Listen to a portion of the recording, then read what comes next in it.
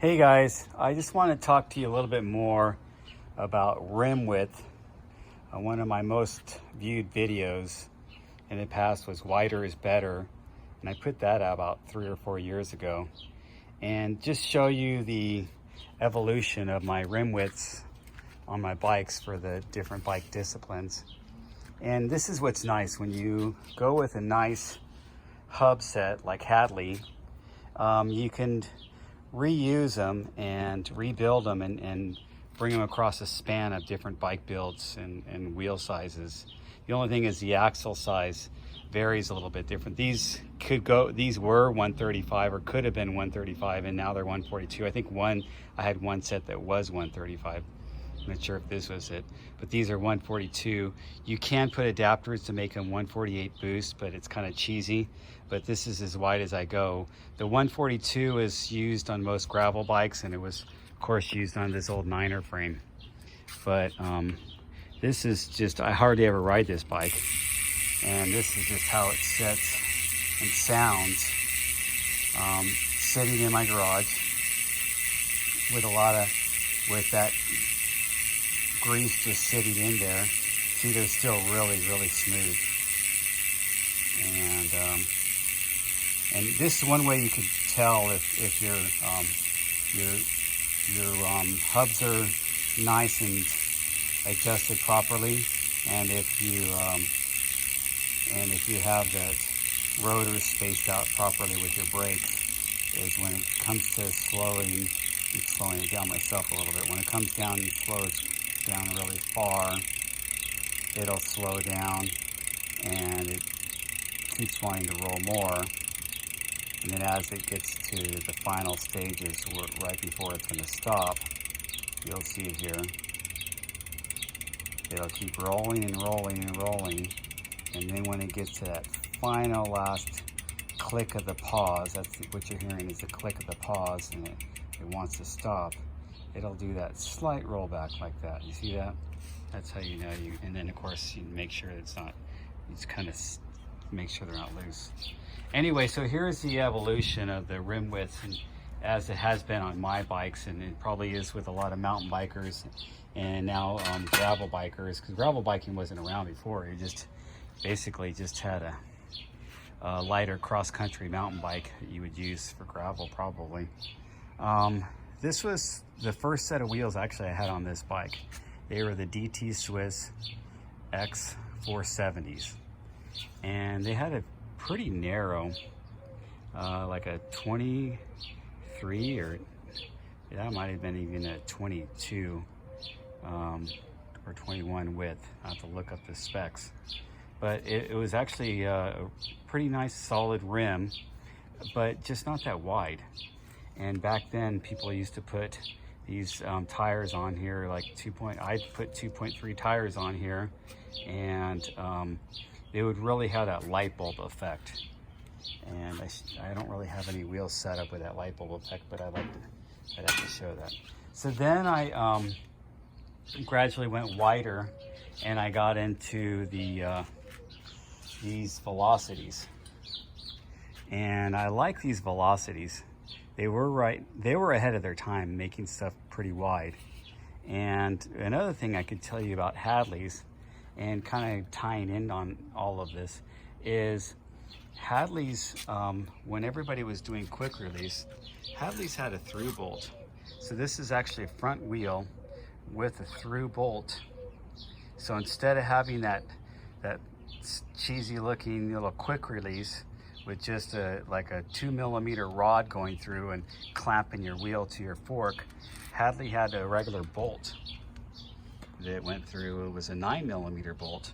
It went through, and then if you tightened it on one side, just kind of locked it in and brought it together. So the only thing about these velocity rims is they're a little bit on the soft side. It gives you a nice supple feel, because if you notice, all my spokes on lacing on all my bikes are 3-cross spoke lacing, so I get the longest possible spokes you can get. Well, I guess you could do 4-cross, but I do 3-cross. And then and so that combined with an alloy rim gives that rim a little bit of give, a little bit of flex. You want a little bit of flex and give in there. So then what I ended up doing was getting these, and these were pretty expensive for the aluminum rims. Expensive to me is meaning they were over $100. And then these XM 481s, and I still run those on my single speed. And with the XM 481s, you got a really strong design, and they use a different type of aluminum than the Velocities. That's a little bit stiffer aluminum, a little bit more durable, and you can see how it kind of goes up right before the rim lip there, that kind of has a little flat spot and a little stronger there. And one thing I do choose rims that have a little channel and some type of bead lock for the tires to sit in there. That's why I really love those Stan's Crest. So then I evolved to this because I wanted to make this a little bit more on the commuter side and put these blunt SS. So that it went from 21 millimeter. These were 21 millimeter, these XM 470s. It went up to 30 millimeters, went back down to 29, like maybe 30 millimeters, and now it's back down. These are 26.6 millimeters internal width. I know that, I looked that up. And here's what it looks like, you guys, and you tell me in the comments, does this 2.1, well, let's look at the tire size, does this 29 by 2.1 tire look like it's the right size tire on that rim, or does it look like it's flattened out? Because this is what they were saying before about these, when you go too wide on a rim with the tire, that the tire doesn't have a nice round shape, it gets flattened out or squared off at the top. And obviously that's not squared out. I think that tire sits on there pretty nicely. You could probably even go with a smaller tire, and that's what I originally got these for, was a gravel. And if I was going to do something a little bit more aggressive with the gravel, and build up a more aggressive gravel bike with maybe 700 by 50, 700 by 48 C tires, I would consider these rims, just because I want that wider rim. And even the new stuff that's coming out, the new Zip wheels for gravel, and the new Ritchie wheels for gravel, and the new Envy wheels for gravel, they're all 27 millimeter, 30 millimeter. They're a lot wider.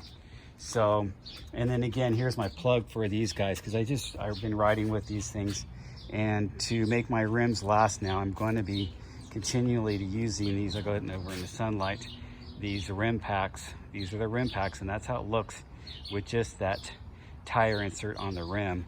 And as you can see, if the rim gets bottomed out, if I was running with no air in my tires, my rim is completely protected. And so that's what's kind of nice. Your tire goes flat. It's like having run flats for your wheel. So anyway, I'm just showing you guys how it is. I'm about to go for a ride on this. I haven't rode this bike, geez, it's been at least 2 or 3 months. And so I'll go ride up, my mountains are closed, but I'll just go right up to the edge of the foothills, right where the trail starts, and then come back down and get this bike dirty and get it warmed up and ready for my next ride. But this is gonna turn into like a commuter, like packing type bike. I think it's a good bike for bike packing. And that's what I'm kind of gonna keep this as, or I'm gonna switch out and take these really nice XTR parts and put them onto another frame and make this back into a single speed, so I can have at least because this is eccentric bottom bracket, go back to single speed. Anyway, I've rambled on. So that's the evolution of rim width and why I feel wider is better. I think that the tires just perform better and they match up better, and no longer are having really light bulbish looking tires on too narrow of rims. I mean, can you imagine these guys? These were actually, these rims were marketed as extreme. X470s is the extreme mountain bike rim back in the day, and look how narrow they are, and road rims are wider than that. So anyway, you guys take care, and I hope you enjoy this video, and hit that thumbs up and make some comments, and subscribe if you want to see more content, and just write in your comments what you'd like to see.